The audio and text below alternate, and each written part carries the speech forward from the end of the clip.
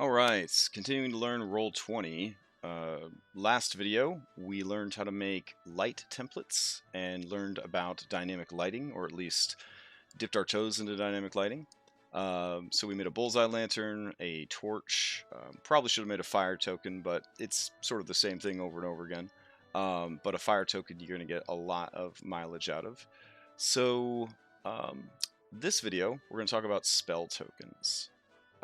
If you are doing this on the ultra cheap and you are refusing to get a pro account, there are people out there who have made some free spell tokens. I will link one in the description.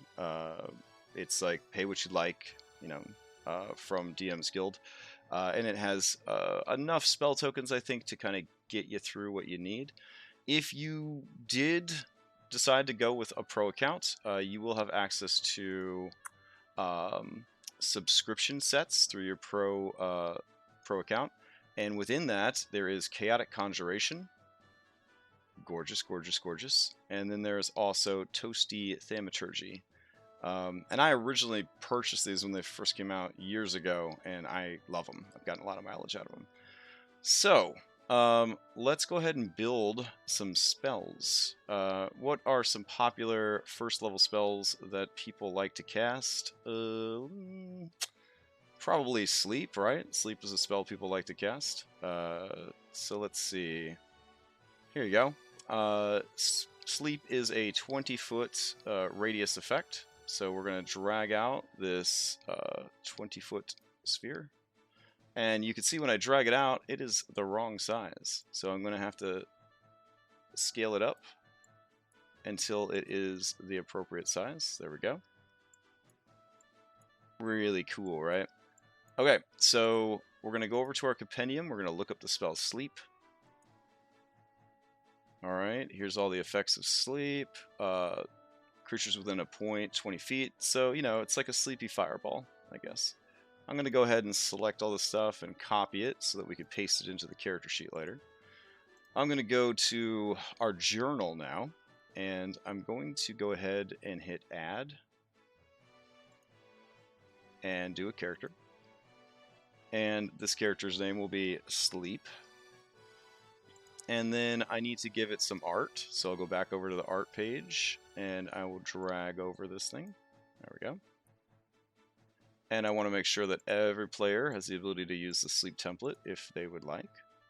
And here I can do spell and then template as my tags, in case my Roll20 gets complicated and I need tags to help me search for things. Down here under bio, I'm going to paste in the description of the spell. And the cool thing about copy and pasting from Compendium is these links are actually live links that will take you to other Compendium entries, which is kind of fun.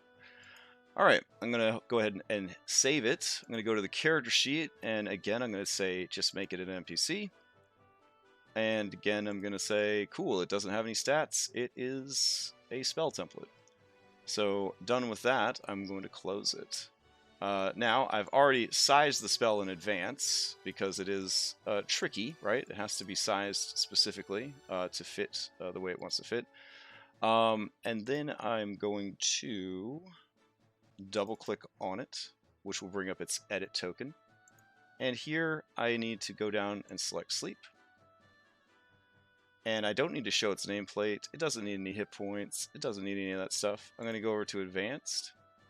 And it doesn't have sight or any of that stuff, right? Because it's just a spell template. We're just trying to figure out what boxes it hits. In fact, other than representing the character of Sleep, I don't have to do anything else to this token. So I'm going to go ahead and hit Save Changes. Now, I'm going to open up Sleep again.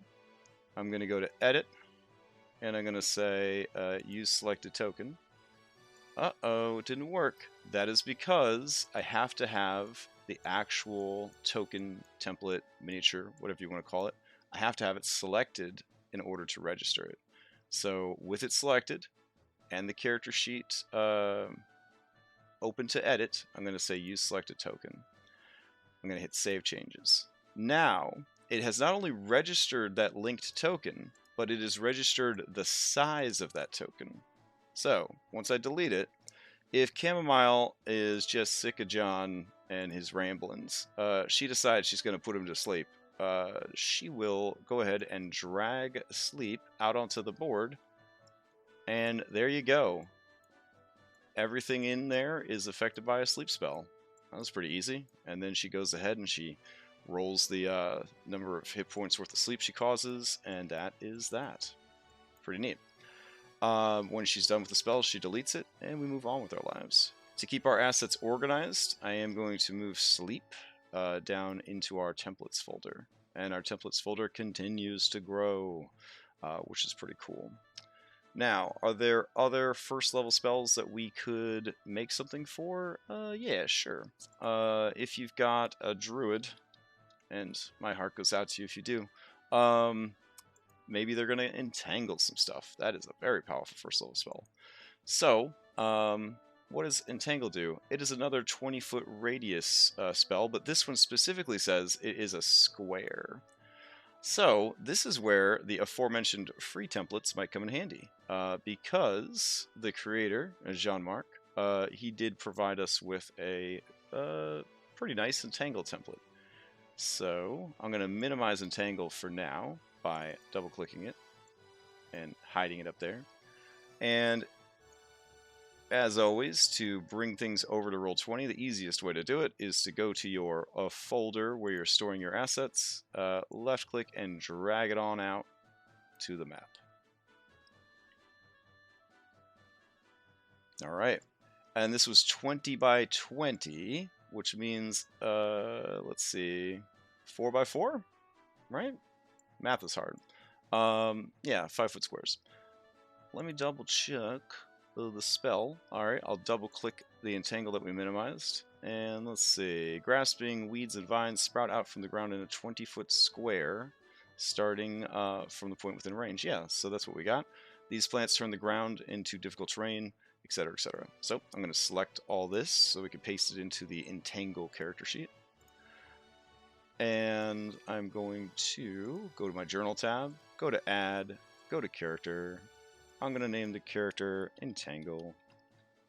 I'm going to go to the bio and paste in the spell description. I am going to go to my art tab, and here's something cool. When you go to my library and you scroll down, under recent uploads, I can find Entangle. There it is. So I'm going to drag that over and register that as the avatar art. And I'll remember my tags. So this is a spell.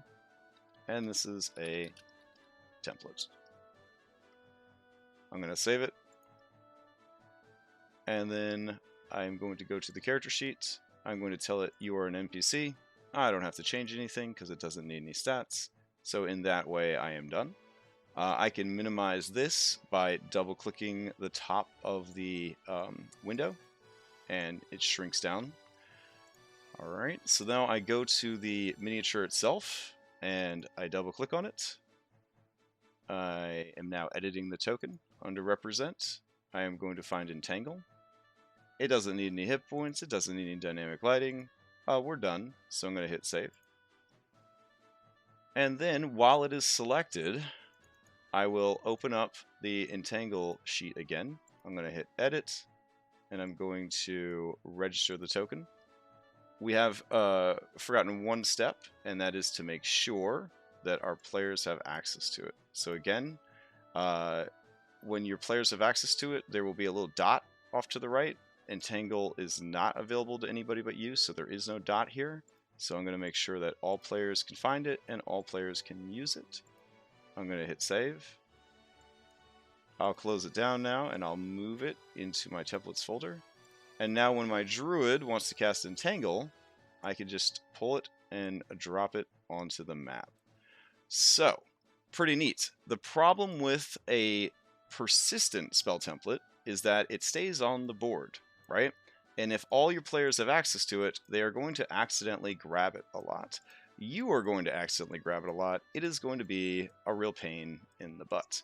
So, my recommendation is, when you pull out an Entangle or a persistent token, go ahead, right-click, and make sure you move it to the front. And then right-click and move it to the map layer. So now we know it's there, but nobody's going to accidentally grab it while they are playing. So, pretty cool. Obviously, using these techniques, you can create any and all different spell templates that you need.